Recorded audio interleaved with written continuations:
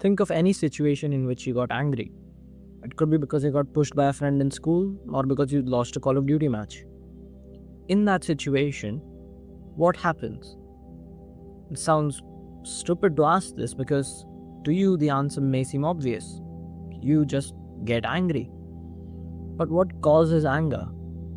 Let's explore that concept in today's video, both biologically and philosophically. Anger is defined as a strong feeling that occurs when something or someone does something that you dislike. But what does it mean to dislike someone? It means to find something unpleasant. We can keep going on and on and on asking what these things mean, but we still won't be able to understand what anger is from etymology or language alone. Take for example, bedwars. You have made a wool cover over your bed before you start bridging. As you get halfway to the Diamond Island, you get the notification that your bed has been destroyed. You are now in the middle of nowhere and you can't move anywhere fast enough. Your opponent comes onto your bridge and knocks you off. What do you feel in that moment? Well, that's easy to point to. Anger, of course. Take another example. Football this time. The opposing team gets a corner. The ball is swung in and your defender heads it. But instead of heading it clear, he accidentally headed it into the back of your net. You push him and ask him what he's doing. You again point to anger being what you feel in that situation. Now, what does biology say about anger in reality? Biology considers it to be the same as a fight or flight response. You experience a threat, and the amygdala triggers a response before the prefrontal cortex can process the situation. The lateral orbitofrontal cortex is the area that is consistently activated during anger, and it is associated with approach motivation. In the bedwars example, your bed is destroyed, so you are now under constant, albeit mild, threat. When the opponent approaches you on your bridge, that mild constant threat turns into intense, immediate, existential threat. So your body releases adrenaline, which causes your blood to flow into your muscles, make your breathing faster and shallower, the jaw clenches, and your body temperature rises.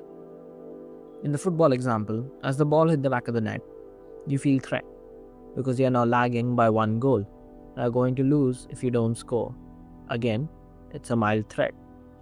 When you realize that it was an own goal scored by your own teammate, you become angrier because now someone on your side has caused the threat.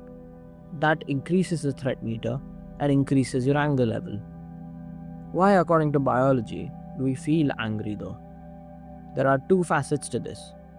Firstly, it helps protect us from harm.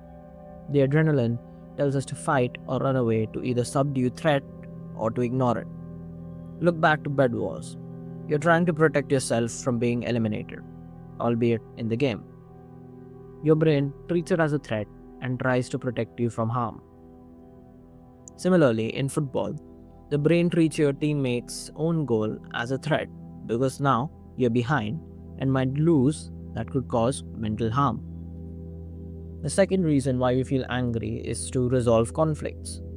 There's something called the recalibrational theory of anger that talks about how anger evolved to motivate people to fight against unfair treatment. It forces the other people to look at the angry person's welfare more seriously.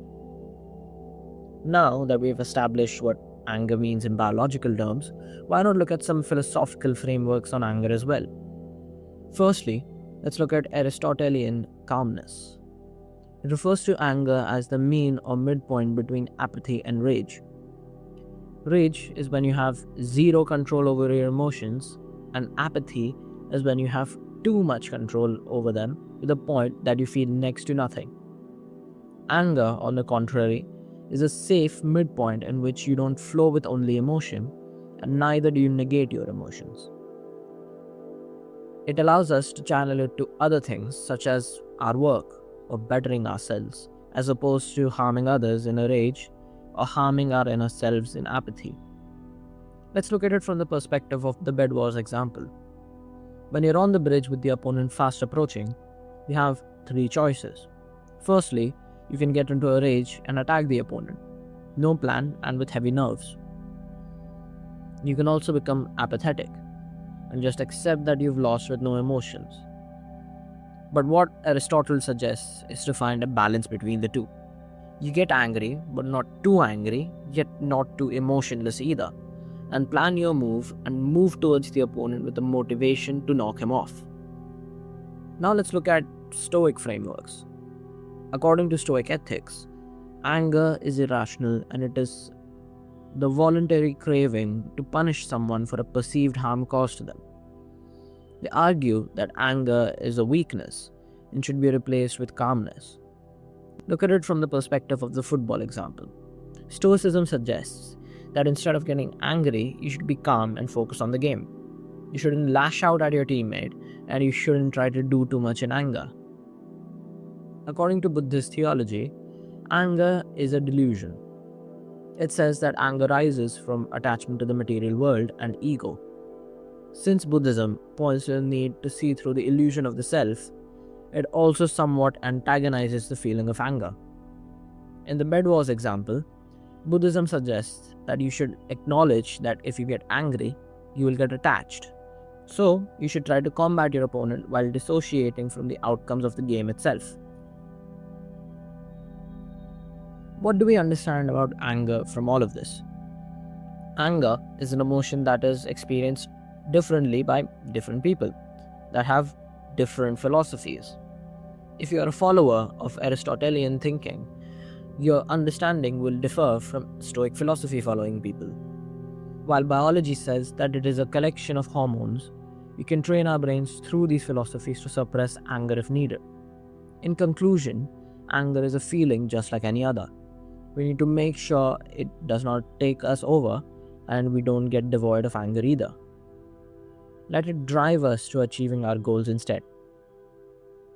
Thanks for watching this video. If you liked the video, hit the like button and subscribe if you want more content like this. If you didn't like the video, comment what I can improve on and I'll try to do so in future uploads. Until then, stay curious.